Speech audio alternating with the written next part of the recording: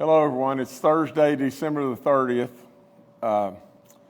Only got a couple days left in this year, and then we're on to 2022. So today, before I leave, I surely want to wish you a happy New Year, and I know we've been through some tough stuff in 2021. It's probably going to continue to be tough, and we got to be on our toes and just watch what we do. But more than anything, we've lost 5,336 great West Virginians, and I ask in every way for your prayers for all these people, all their families, all their loved ones, and everything. It's been some tough stuff.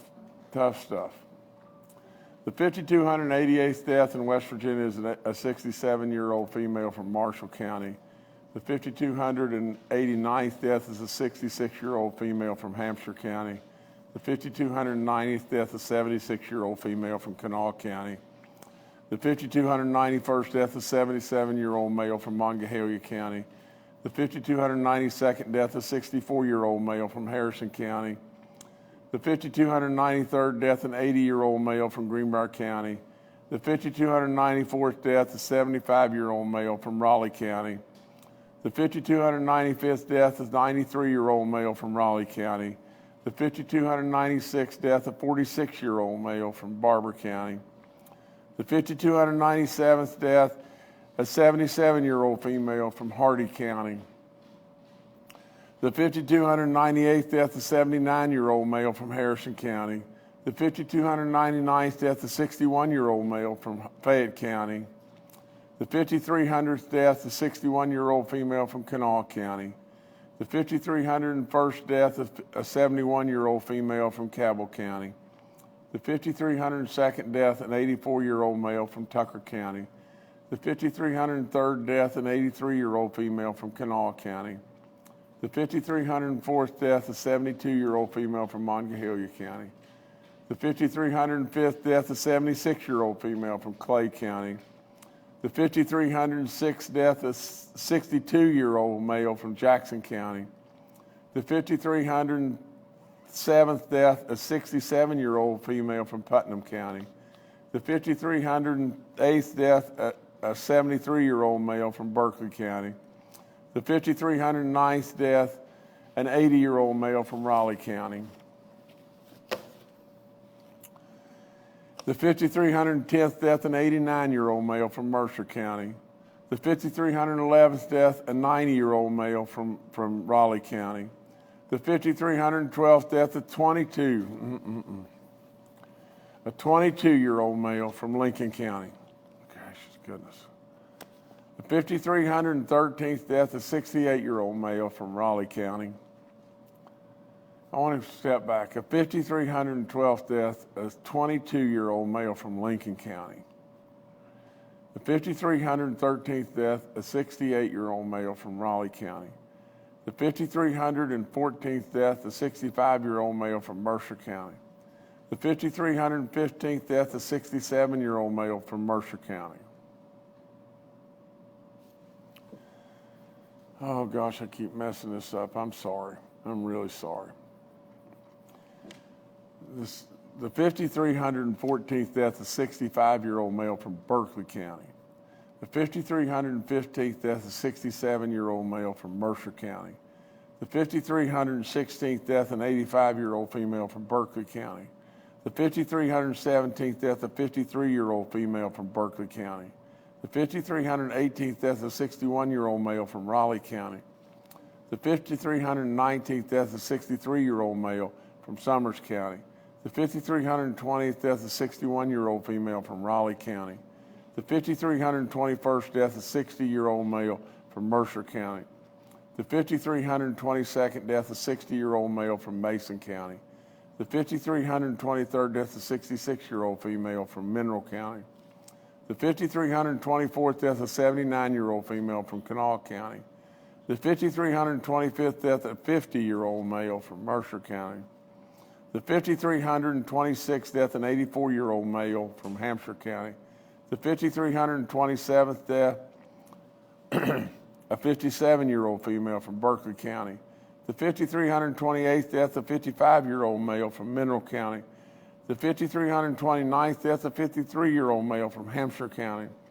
The 5,330th death of 59-year-old female from Mason County. The 5,331st death of 77-year-old female from Mercer County. The 5,332nd death of an 83-year-old male from Mason County. The 5,333rd death of 68-year-old female from Taylor County. The 5,334th death of 42-year-old female from Kanawha County. The 5,335th death of an 82-year-old male from Wood County. The 5,336th death in West Virginia is an 82-year-old female from Wirt County. And again, I apologize for sputtering and everything, but you know, when you think a 22-year-old person that we lost, that's really not good. Really, really sad. We have 11,017 active cases in West Virginia right now. Get this number. We have 2,648 new cases, 2,648 new cases in West Virginia. Daily positivity rate at 13.77, cumulative rate at 6.48. We have 311,809 people that have recovered. We have 646 people hospitalized, 197 in the ICU units, and 108 on the ventilators. We have 30 red counties in West Virginia right now. The Omicron virus is moving across our state. We still really only have 18 cases, but it is absolutely moving, and we know it's moving. It's going to get tougher. There's 22 county outbreaks and 22 school outbreaks in 15 counties, 217 confirmed cases.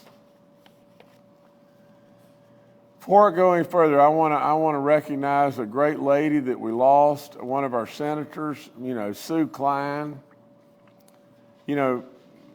Many times we lose individuals, and I ask for your prayers and everything. Sue was not only a great senator, but a friend. I knew Sue Klein really well. I know how she championed all kinds of things in the southern coal fields and how fiercely loyal she was to the great people of Wyoming County. And Kathy and I are sure going to, pass our condolences and mourn her death. But she was a great lady. I'll be issuing a proclamation to lower our flags and the U.S. flags in West Virginia, when we know a little bit more about when the services are set for passing on honor and everything to her. But nevertheless, keep her in your prayers. She gave an awful lot. A beautiful lady that was really passionate about all the folks, where she grew up or she was all the time. But please remember in your prayers. More and more stuff is going on. I've directed my team to closely monitor our numbers and provide me with recommendations about our hospitals and our critical care infrastructure. The bottom line of the whole thing is save lives and protect our hospitals and protect our ability to care for our people. It is absolutely essential, and we're very concerned, very, very concerned about the possibility that we could get into a situation where our hospitals are overrun. I remind everybody again about 65 and older, if you have any conditions and you have any concerns whatsoever, get tested. Get tested. I had another individual that I was around, close with in the last couple of days and everything. He just tested positive and everything. He's a very, very dear friend and everything. We just found out about it. I just got tested again myself. Absolutely, without any question, don't mess around with this. If you have a reason to be anxious or you're not feeling well or whatever it may be, and I feel great, but if you have any reason whatsoever, utilize the fact that you can get tested. Absolutely, you need to get tested quickly. If you're 65 and older and you have any compromising issues, get tested. these antibodies that we have will save your life if you would happen to be test positive. And I encourage you over and over, if you're 65 and older with compromising issues and everything, you're going into a crowd of people that you don't know, wear a mask. It's no big deal. Just wear a mask. From a standpoint of your booster shots, I would say to you that you're absolutely not thinking well. If you're fully vaccinated, you got 2 shots of Moderna, 2 shots of Pfizer, or 1 shot of J&J, and you're not taking your booster shot, you're just not thinking well. That's just all there is to it. I am super respectful to everybody's rights, and I'm going to stay that. I'm not going to waver on that whatsoever. But at the same time, if you've stepped up and got yourself vaccinated, for crying out loud, you got to get that booster shot. From a standpoint of our numbers, they haven't changed much. Again, all those 18 and over that have had 1 shot, that's 71.2%, 83.4 on the 50 and older, and 91.1 on the 65 and older. I encourage your young people to take this vaccine. I encourage their parents and grandparents to help them get across the finish line and get vaccinated. Really, really, really important. Absolutely. We don't want these lingering side effects that are possible for our young people, and we want to protect them. All the information on the COVID line is up there. All the stuff about free testing, all of that. We continue to thank Frith and Walgreens for all this great stuff that they did. We have 61 outbreaks. That's up a little bit in our long-term care facilities. We have an outbreak now in a church in our church community in Monroe County. We have 44 inmates and 51 staff people that have this in corrections, and that's pretty daggum good, and we're going to continue to work it just as hard as we possibly can. I want to remind you about taking your flu shot. You can get that at the same time as you get vaccinated with your COVID shot. There's no problem getting both at the same time. I want to remind the people, the renters and the landlords, absolutely there's still real money here, and we would be foolish to not take advantage of that. Call us and see if we can get you qualified. I remind you about giving blood. I go over and over the same things, but really and truly, here's all there is to it. Especially if you have had the gift from God above to survive this pandemic, you should definitely consider giving blood. It just seems to be something that you ought to at least consider if you've been blessed with that incredible gift to survive through this. I've declared a state of preparedness in all 55 counties due to the threat of flooding from additional rainfall this weekend. We just got to watch that, and I've directed our State Emergency Operations Center, and they're coordinating with everybody, and all these people from the Emergency Management Division will coordinate with all the county local people and everything, and they do great work and everything, but we just got to stay on our toes right there. We do live in these mountains. They are steep, and when we get rainfall, especially at this time of year and whatever like that, where the ground's getting halfway saturated and everything, we can get into a situation where we have this flooding, and we're going to have to just deal with it.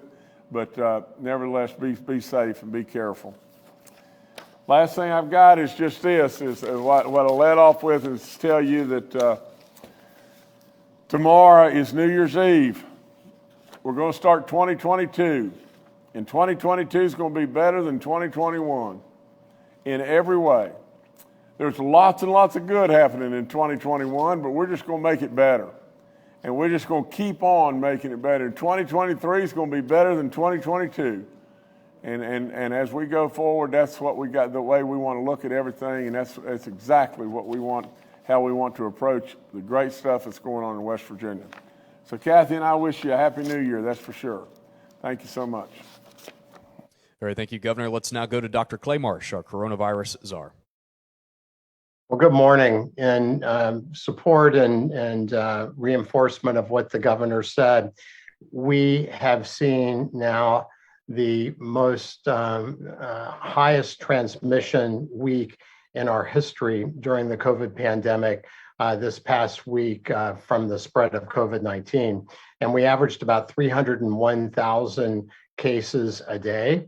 Note that during the Delta surge of COVID-19, our highest single day total was 303,000. And so as we start to look at the spread of COVID-19 with the Omicron variant, we can see that this is a different type of virus than we've seen before. And as the governor said very clearly, it is so important for our citizens to be fully vaccinated and, if eligible, to get a booster. We know that the Food and Drug Administration is looking to allow vaccine boosters in younger children, age 5 to 12, and to reduce the time frame for all people to get vaccines from 6 months to 5 months because of emerging data that is being seen that demonstrates that that all vaccines after that sort of 4 to 6 month window start to lose potency and protection against the spread of COVID-19 with the Omicron variant, and also start to also lose some protection against people who may be at risk for hospitalization or even death. We have also seen that in our lowest vaccinated part of our population, our children, that there has been about a 58% increase in hospitalizations over the last week to 2 weeks in hospitals around the country. And although hospital numbers are up in the order of 15% across the country, in many states, they are hundreds of percent times their last week or 2 week ago numbers. And several states, including Maryland and New York and others, are seeing hospital numbers as high as they've ever seen them before. So as we look at the Omicron variant, and particularly start to look at this spread, yesterday we had 489,000 new cases of COVID-19 in the US. We know that there is a really important link between the level of illness people can get with all forms of COVID-19, and including the Omicron variant, and your vaccination and booster status. And so it's really, really important as we go into the new year with the amount of rapid spread that we are seeing around the country, that people be very, very careful. The updated numbers that we just got immediately from our in-state sequencing lab would suggest that last week when we ran the positive cases of COVID-19, we saw about a 3% incidence of the Omicron variant. This last week's run, we now are up to 15% of the total number of samples run. So we are running about 3 weeks or so behind the nation, where the nation saw the number of Omicron variants as far as the new cases go from 3%, then to 13%, then to 58 to 74%, depending on where the data feed is. But suffice it to say, over 3 weeks, Omicron became the dominant variant. We have gone from 3% now to 15% this last week, and we anticipate in the next week or two, Omicron will also be the dominant variant in West Virginia. So this is a much more highly contagious form of COVID-19, can infect people who are vaccinated and are boosted, but the vaccination and booster status does protect people from the severe consequences of COVID-19, including the Omicron variant. So we are getting ready to see the storm come to West Virginia as it's come to many other states. And as the governor said, the key for us is to protect hospital function and capacity and protect lives. You've seen, and we talked about, the CDC has changed the guidelines for quarantining and isolation. And that's particularly important for people that are fully vaccinated and boosted, that it's gone from 10 days to 5 days. But it's really important that people pay a lot of attention and be very careful during this celebration time, because this variant spreads like measles, which means it spreads faster than any other respiratory virus that we've seen really in our lifetime. Thank you very much. Thank you, Dr. Marsh. Next to retired Major General Jim Hoyer, the director of our Joint Interagency Task Force. Good afternoon. Just to highlight a couple of key items. Testing. We still have 183 steady state testing sites across our 55 counties. If you have issues with identifying where those are, you can call the 1-833-734-0965 number. And the same folks that help you with identifying vaccine locations can help you with testing locations.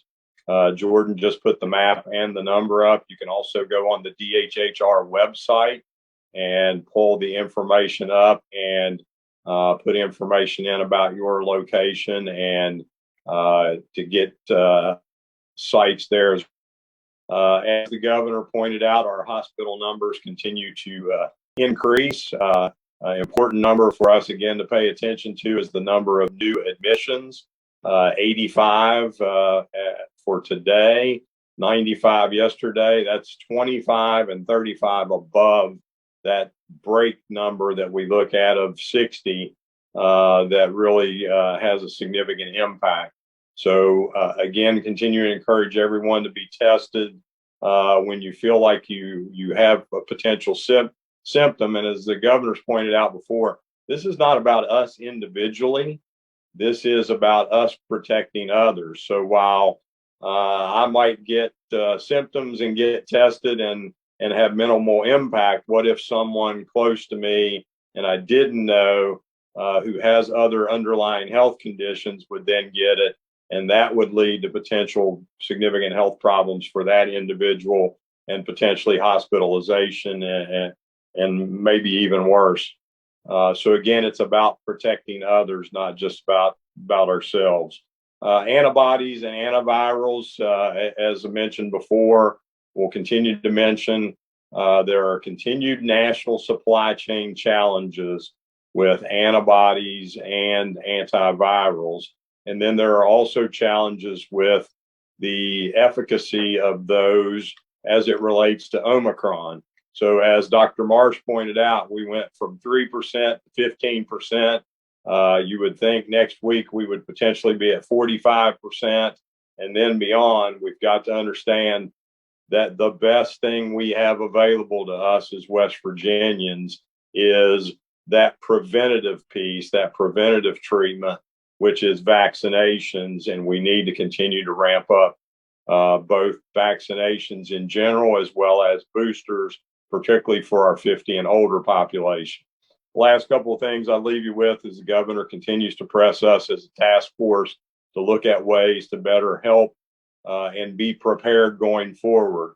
One of the things that we've done most recently with the Red Cross is the Red Cross was having challenging with transportation of blood supplies.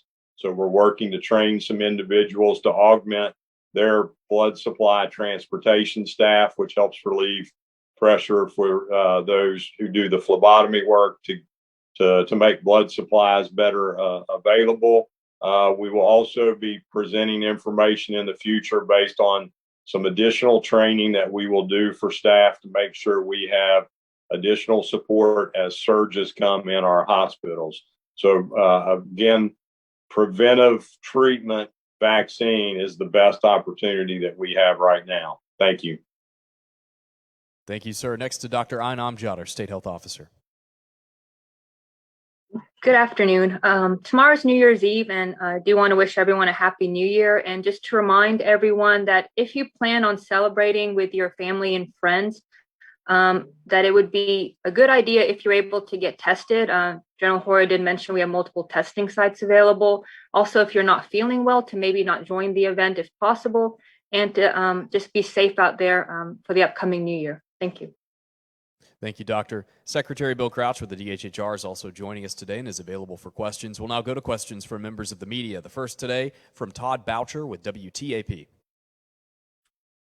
Well, thank you very much, and good afternoon, everyone, if you can hear me. I think one of the reasons that I was signed into this call is that this is my next to last day at the TV station here. I am retiring as of the end of the year. But I will get to a question here. And then yesterday I was listening to a press conference in Ohio, which I often refer to as that state across the river that I was born in. And the director of the Department of Health there had an interesting comment. He said, while COVID is something that we'll have to learn to live with in the future, he also added something of an optimistic note. He said he doesn't think that we're anticipating that we'll continue to live in the situation they've had to endure in the last 2 years, in the early years of the pandemic. I'd like to hear from the health team as to whether they feel the same way. Well, Todd, let me lead off. This is the governor.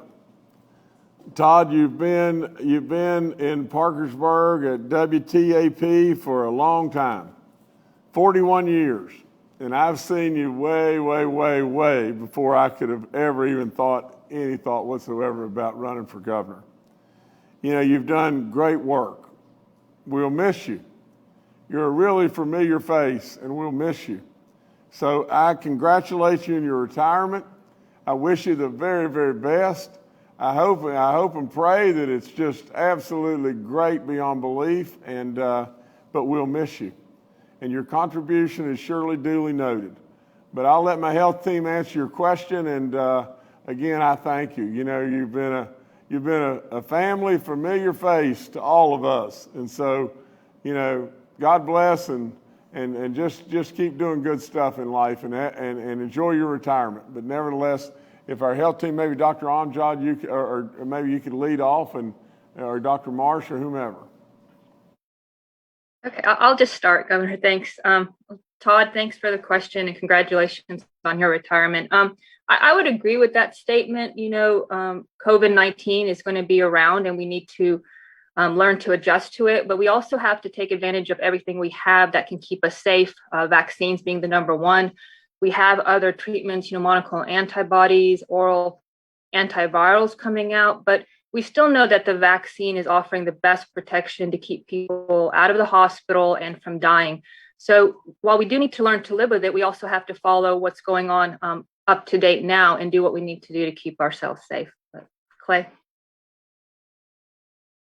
Thank you, Ayn, and thank you for your service, Todd. No, I think that that's exactly right. You know, we have seen the COVID virus mutate and create these new variants that have had increasing capabilities to infect. So this virus certainly wants to keep infecting us, and it is really up to us to become more fit to deal with the virus.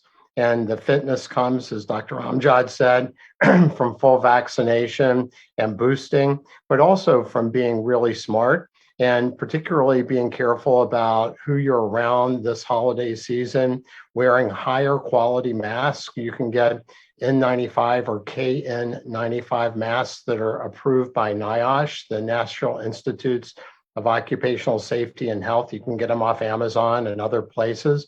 Wearing a high quality, high barrier protection face mask is really important. And using testing, as the governor said, to make sure that if you do get exposed to somebody, that you're following your own course. And if you're at risk, if you're older or have other medical conditions, then making sure that you're connected with your doctor as well, so that if you do test positive, we can quickly start to look at interventions that may protect you from getting severely ill or dying. But we are going to need to learn to live and are learning to live with COVID. And we hope it will go from pandemic to perhaps epidemic to endemic, which, you know, means it goes like the flu and other respiratory viruses over time. But that is really quite dependent on our ability to get fit enough to allow that to happen. Thank you. Thanks, Todd, and happy retirement. We'll now go to Paul Mullen with WCBC. Once again, congratulations, Todd. Happy retirement. Good afternoon, everyone. Governor and perhaps Major General Hoyer, I'd like to know a little bit more about how you are monitoring the hospital situation. I know some rural hospitals get into diversion from ER and those kind of things. And there are people out there that are staying away from the hospital because they don't think they're quite bad enough to get that level of care, but then they find themselves in trouble. And maybe the medical personnel can chime in on this. Is there a sweet spot where you absolutely got to get to the hospital? Is it always triggered by respiratory symptoms? If you could give us an update on that, thank you very much. Well, Paul, I'm going to pass in just a second to General Hoyer and everything, but I can promise you this, Paul. We're getting updates from everybody nonstop, as far as the hospitals and everything. It's gone on. It just keeps going on and on. But nevertheless, General, maybe you can step in and add a whole lot more to this, maybe Clay as well. Yes, sir, Governor. So, Paul, as the governor pointed out, we look at these numbers with all the hospitals through the Hospital Association daily. We look at everything from, as you've heard us talk about before, total COVID cases, ICU COVID cases, ventilator COVID cases, as well as total new intakes. But we also look at each hospital's ICU capacity, as well as bed capacity. And as you know, those numbers can now be driven not just by the number of available beds, but the available beds that can be staffed. So a lot of things looked at daily. And I will turn it over to Dr. Marsh to give advice and guidance on when to go beyond primary care. Yes, thank you, Paul, and thank you, Governor and Jim. So we would very much recommend for all West Virginians who may test positive to make sure that you call your primary care physician or your healthcare provider. They are in the best position to give you more precise advice about whether you need to come to the emergency room or to the hospital. We know that we are anticipating seeing an absolute huge numbers of new cases of COVID-19 as we track the rest of the country. And obviously, we don't have the capacity for everyone to come to the emergency room. So it is really important that we help provide the care and the oversight and the help and the assurance for all people who might be positive for COVID to try to allow them to stay in their homes and get the very best treatment that they need and the appropriate level of care that they need in a very consistent way. And so please contact your primary care physician, your healthcare team. If you do have questions, we still have a hotline and we can refer you if you don't have a primary care provider to be able to get the resources you need. But we are very much wanting people to stay at home unless you absolutely, you feel short of breath, if you're having trouble, having chest discomfort, et cetera, and you're worried that things are really progressing, or particularly if you're older, over 50 and over 65, and or have other, severe, significant health problems, please contact your physician so that they can help you work through that issue in the most beneficial way for your health. Thank you. All right, thank you, Paul. Next, we'll go to Mark Curtis with Nexstar Media. Good afternoon, everyone, and I would like to send my happy retirement wishes to Todd, and also extend the good wishes of my co-anchor, Amanda Barron. She thinks the world of you, Todd, and so best of luck to you. My question is probably best addressed to the medical. There we go. The medical team, because the CDC has issued some new guidelines that are causing some controversy, basically saying in some instances, hospital employees who have tested positive with COVID could or should go back to work if they're asymptomatic. And I'm wondering if our medical team here has any concerns about hospital workers being mandated to go back to work, even though they've tested positive for COVID. I realize there's a staffing crisis across this state and across the country in our hospitals. And do you think this will help? Dr. Marsh, this is you, sir. Thank you, Mark, and thank you, Governor. Certainly, Mark, Dr. Rochelle Wolinski, who is the director of the Centers for Disease Control, has come out and gone over the motivation behind these new guidelines. As we look at the Omicron variant, when looked at across many studies, tends to infect people faster within the first 2 to 4 days. Appears to be the most predictable time when people will test positive after an exposure. Certainly it can be 5 to 7 days like Delta variant was as well in some people. But ultimately, because the Omicron variant seems to spread faster, the CDC decided that it was reasonable to reduce the isolation time for people who tested positive, who are fully vaccinated and boosted, or people who are exposed to people with COVID-19 closely, to 5 days instead of 10 days. And that allows not only the more rapid re-entry back into the population for people, and the idea is at 5 days, if you're positive, you have 5 days, then if you're fully vaccinated within 6 months of your last Pfizer and Moderna vaccine, or if you're boosted after 5 days, if you're not having fever or other symptoms, you can don a high quality face mask and be back into the circulation for the residual, 5 day addition to get to the total of 10 days. I think when it comes to healthcare capacity, as General Hoyer just mentioned, we are particularly concerned about about surging at our hospital system level. And part of that surging is really dictated by available staff. And we know that staffing is the biggest challenge we have right now to hospital capacity. So looking at working with hospital leadership and infectious disease leadership that is local at hospitals, the CDC has indicated that under crisis standards of care, under really extraordinary circumstances where staffing is really, really short, then people can come back to work even without doing the 5 day isolation if they are asymptomatic, wearing a high barrier protection face mask and N95 face mask in general. And then it will be up to the hospital leadership and infectious disease leadership to dictate how those workers are going to be utilized to take care of patients. And the presumption would be that there would likely be a match between those people that might be positive for COVID testing but asymptomatic, wearing high barrier protection face masks, and perhaps taking care of people that are also COVID positive. So there needs to be a lot of thought and care about if you do have to go to that extraordinary measure.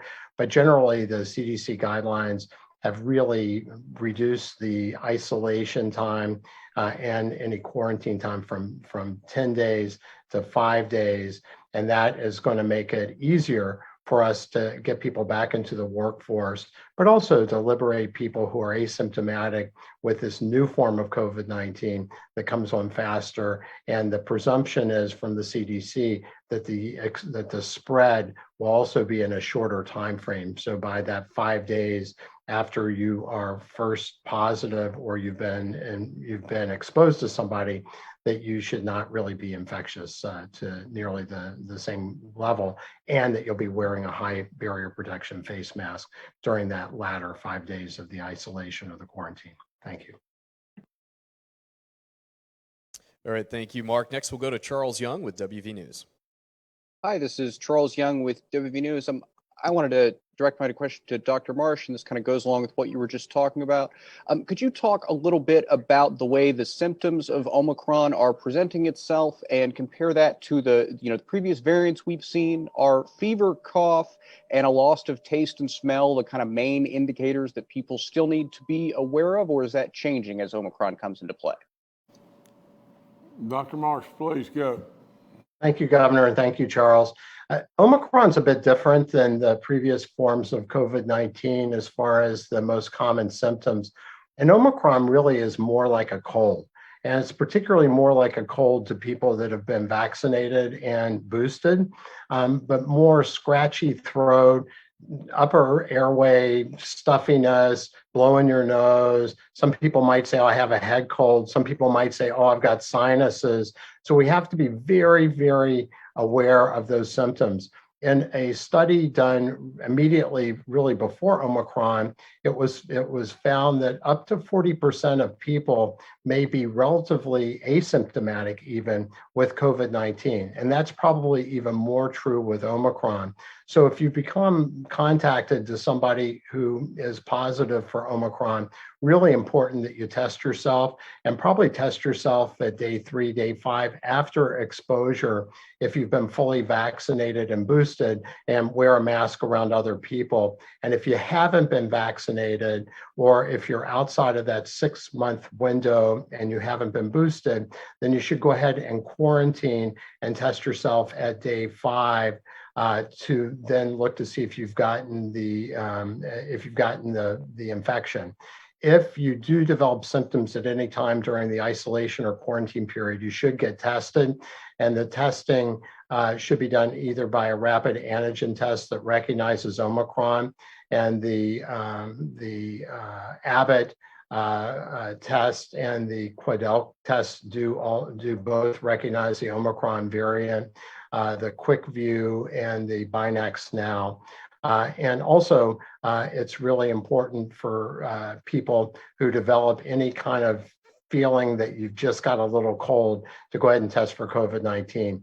Since the loss of smell and taste don't seem to be nearly as prevalent with this variant. All right, thank you, Charles. Next, we'll go to Bob Aaron with WCHS and Fox 11.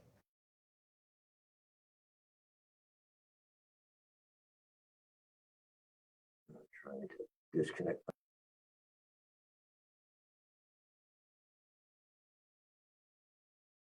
Bob, I think you're muted.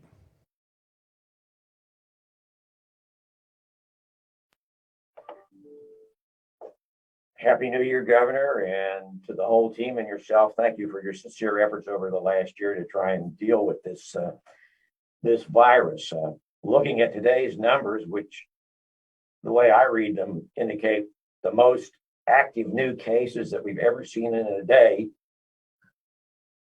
and what Dr. Marsh just predicted will happen over the next 3 weeks, is it enough to ask West Virginians to just pull the rope when only about 51.3% of us, for various reasons that range from being too young to get the shot to I don't care what I do and how it affects somebody else,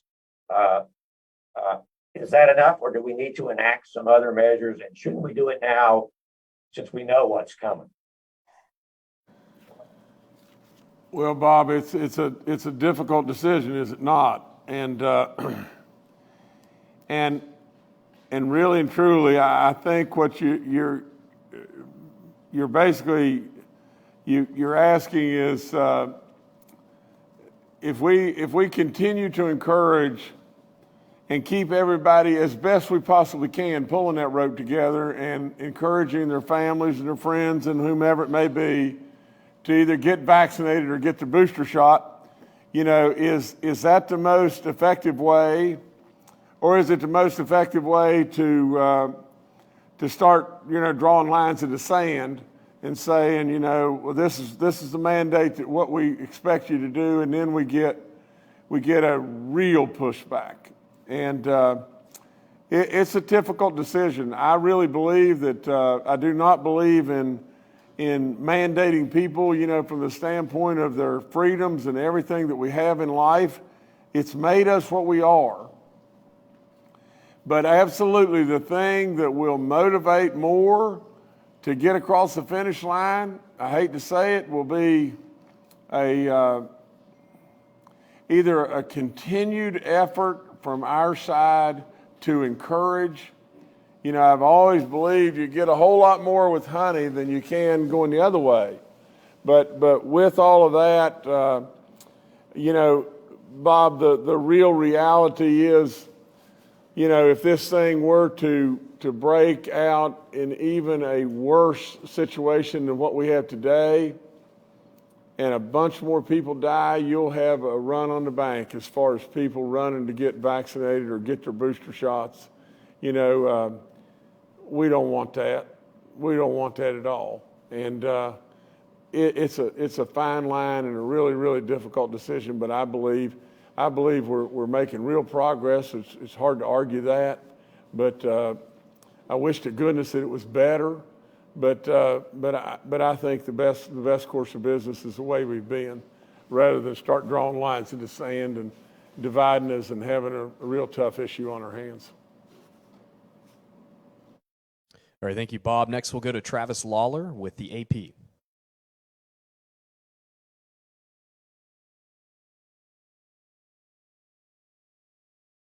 Hey, sorry, thank you. I don't have any questions. All right, thank you. Next, we'll go to Aaron Beck with the Shinston News and Harrison County Journal. Hi, everybody. And just a note for the audience, I also contract with other organizations, including Think Kids West Virginia and 100 Days in Appalachia. So you may see stories from me there as well. My question is about why you aren't releasing real-time data about child hospitalizations. As Dr. Marsh mentioned, those hospitalizations are increasing nationwide. Governor Justice, you mentioned that you receive nonstop updates direct from the source, which would be the West Virginia Hospital Association. I had heard that you all were receiving daily reports from the West Virginia Hospital Association about adult and child hospitalizations in West Virginia in early October from Dr. Marsh. I requested those under the West Virginia Freedom of Information Act on October 4th. So it's been about 70 days and I still haven't received those public records. I also requested them from DHHR more than a month ago. I believe this data is important because it has more information about child hospitalizations than the CDC is reporting. Things about information about disease severity, like whether or not the kids are requiring intensive care, whether or not there's adequate capacity and staffing. Some are still saying that COVID isn't harmful to kids. So my question is, why are you withholding this information from West Virginians? Aaron, listen, I'm going to defer, to Dr. Marsh and Secretary Crouch, but let me just say this. And Aaron, whether you buy it or not buy it, it really doesn't matter to me. I really want everyone to know that there could not possibly be anyone that's wanting to be more transparent than I. And absolutely every single person that's having anything to do with any of this, nobody's withholding any information from anybody. Absolutely, we have been as upfront every single day as we can. And, to the point in time where we have reported things and reported them immediately when they came to our attention, that there were shortfalls in any way, we always reported them. And that's what we're going to continue to do, because I truly believe if the people believe and trust in you and you tell them the truth, absolutely they will pull that rope with us and pull it together. So that's why I'm here all the time. That's why I'm here at every single briefing. And Aaron, I go way back. Now think about this. When we had our very first briefing, I was asked, I said, it was like on a Monday, and I said, we're going to get together with you again on Wednesday, and then we may even get together again on Friday. And one of the first questions were, are you going to be there? Are you going to be there at all the briefings? I've been here every single solitary one of them. And that's exactly what I'm going to continue to do, because it's that important. And with all in me, I want everyone to know that we are completely transparent. There is nobody withholding anything. But to the specifics of your question, maybe we can start with Dr. Marsh, and then we can go to Secretary Crouch. But maybe Secretary Crouch right off the get-go. We'll go with him. Yes, Governor, thank you. And thank you, Aaron. We do get reports from the Hospital Association daily, Aaron.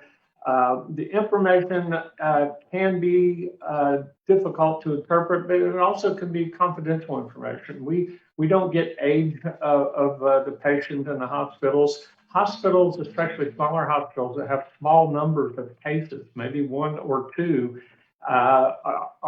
could be identified. The governor reads deaths by age for counties. So many counties only have one hospital, if any hospital. So we're very cautious about making sure information that might be confidential is kept confidential. So, and we work with the Hospital Association on that. So the information we publish on the dashboard gives the total number of cases. It gives the numbers in ICU, and it gives the numbers on ventilators. It does not break that down by hospital.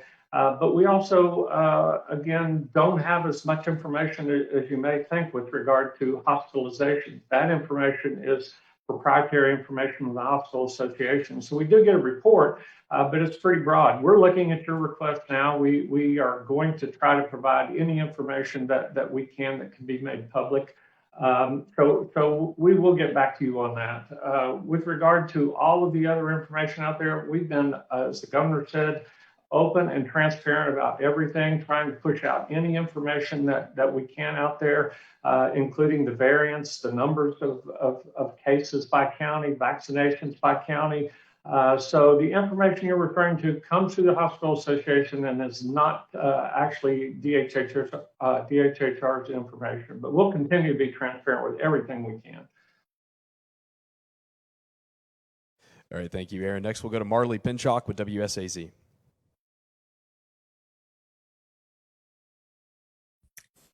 Good morning. Thank you so much for this opportunity. So we're quickly approaching New Year's Eve, coming right around the corner, and already West Virginia is seeing concerning numbers with COVID-19. A lot of people are going to be traveling out of state, visiting their friends and loved ones. What plans does the state have to make sure we don't have a skyrocketing surge as we enter the new year? General, please. Yes, Governor. So again, we can continue to do the things that are available to us in the way of resources, to include, as the governor has laid out, continuing to ask people to get tested, continuing to make sure that we have vaccines available, and what supplies are available nationally in the way of antibodies for those who might get sick. To use effectively what treatments that we do have available based on the national supply chain shortages, as well as looking at manpower. And one of the things that recommended or mentioned today that we're doing is working with the Red Cross to make sure that we provide additional assistance for blood transport. So we continue to look at all the operational things available to us to make sure that we reduce the number of deaths and the number of hospitalizations in the state of West Virginia.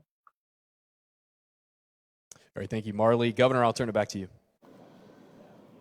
Okay, just to recap real quickly, and again, I make notes and listen to all of our experts and everything. One of the things that should catch everybody's eye is there are 183 testing sites that are still available to you out there. If you need to get tested and everything, absolutely. If you have any reason whatsoever to think that you'd like to get a test, 183 places out there that you can get tested.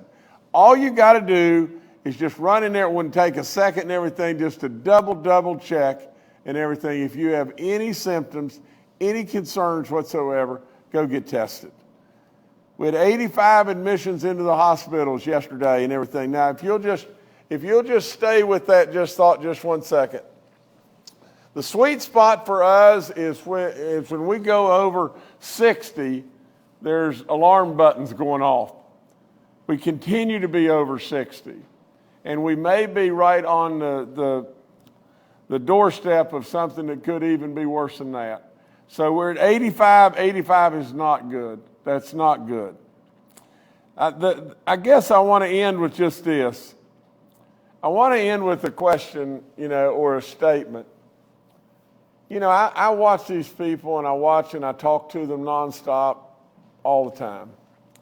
if you got a problem, any problem and everything, you know, I may be on the phone with them at midnight. Absolutely, it doesn't matter if it's a Saturday or Sunday or just like Christmas. I mean, Christmas before last, we did a briefing right here. Without any question, there is no such thing as a holiday or a weekend or it's past hours. You know, these people are available to us and they have been servants to this state beyond belief. Here's my statement or my question. First, my statement is what a team. What a team that's been put together. All the people in the governor's office here, all the people, you know, that are working this over and over and over. But just think about this team. Dr. Clay Marsh. Think about General Jim Hoyer. Think about Dr. Amjad or Secretary Crouch. Think about that team right there. And ask yourself this question. Where would we have been without them? Really and truly, if you'd had the average, everyday, run-of-the-mill, whatever it may be, where would we have been without this team? I can never thank them enough. They absolutely work tirelessly beyond belief, and they are superstars. That's all there is to it.